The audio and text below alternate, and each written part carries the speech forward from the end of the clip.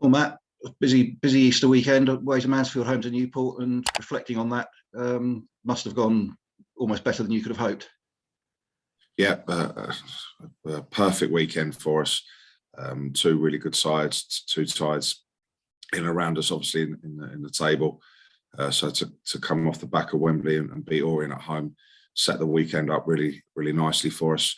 But then to go and get a great result at Mansfield after 11 straight home wins, to break that and then back it up again with a different type of performance, a true character, battling grit and determination, which we've got in abundance, and saw the 6 points over the weekend, which was perfect for us.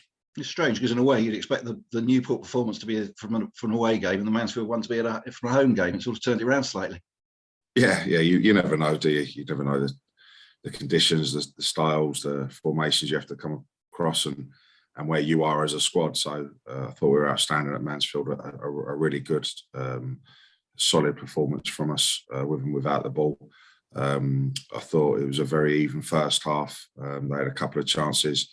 We managed to take the lead just before half time, but backs against the wall. But they probably didn't have as good a chance as they did in the first half.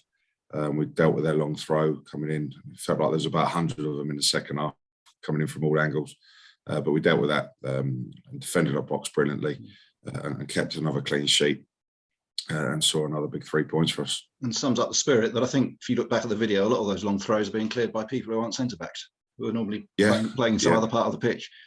Yeah, no, we work hard on the homework of the throws and who's going in and who's to pick up, and the structure and the organisation of it. And as a team, of course, your plaudits would go to your back four, your goalkeeper. But as a team, we like to keep clean sheets. And as you say, Richie Bennett heading a lot of balls out of the box there, and people defending for their lives. So, no, a pure team effort to get that clean sheet. Now, Easter was a game against two games against sides that are around us in the promotion battle. Now we look forward to Saturday away to Barrow, and that's a team that needs points for a completely different reason, and for that reason will be equally difficult. Yeah, and I've said many times to you this season that I feel the gap between the top and the bottom is very thin. You look at Barrow. Phil Brown is obviously a very experienced manager and very experienced in the game with his assistant roles as well.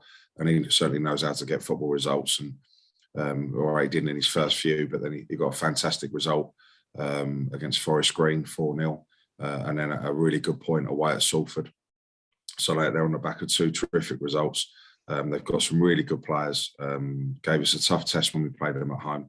So this is like no other. This is going to be an extremely tough game for us.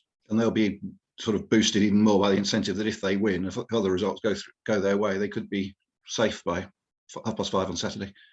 Yeah, exactly. And we're getting to that stage of the season now, and so much at stake at the top and the bottom. It's tight at both ends.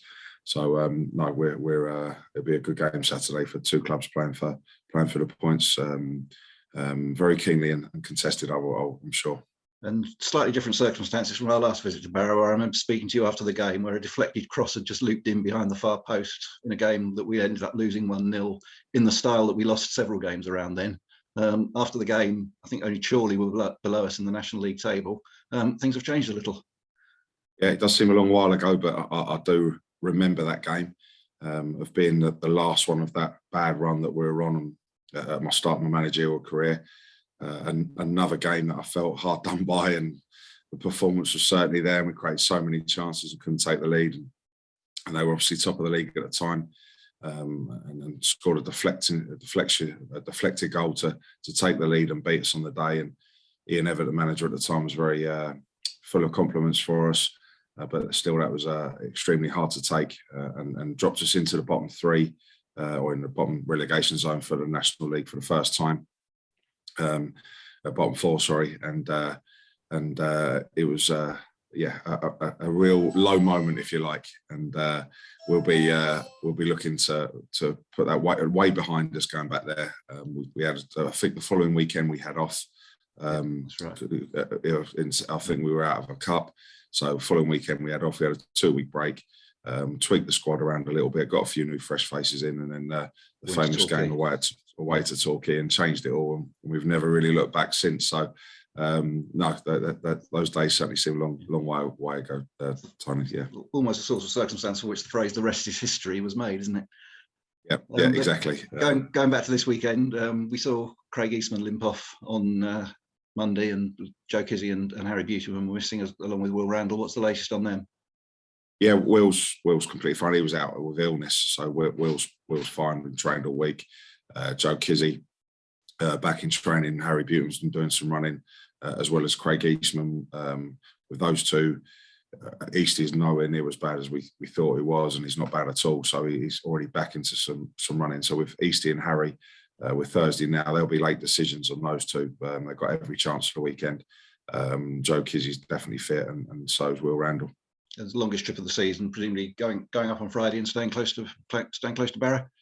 Yeah. Obviously, we're not going to do that one on the day like we did in the old National League days, where we did do it on the day. But no, we'll be going up as we always do now this season, and doing it the night before. So yeah, we're travelling up tomorrow morning, and all still very tight at the top. I think with sixth place going into the game, and things might be a little bit clearer after the weekend. Playoffs, obviously, very much the aim.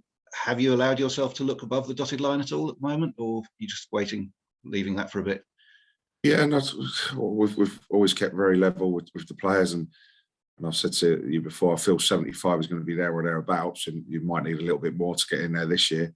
But the next target I set the players after the 50 was, can we get 75 on the board as quick as possible? So let's try and get 75 on the board, see where we're at, and see what we might need to first and foremost try and get us in those playoffs, which would be an unbelievable achievement.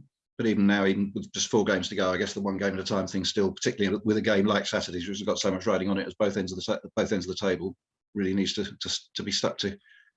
Yeah, of course, we're not looking league tables overly, and we're certainly not thinking about the remaining 3 games after that. It's a full focus onto Barrow, the tough game it's going to be, and getting that team and squad right to continue this little run that we're on. Well, we wish you all a safe trip up there and a successful game. Then we'll catch up with you after the game on Saturday. Cheers, Matt. Yeah, brilliant. Cheers, Tony. Thanks a lot.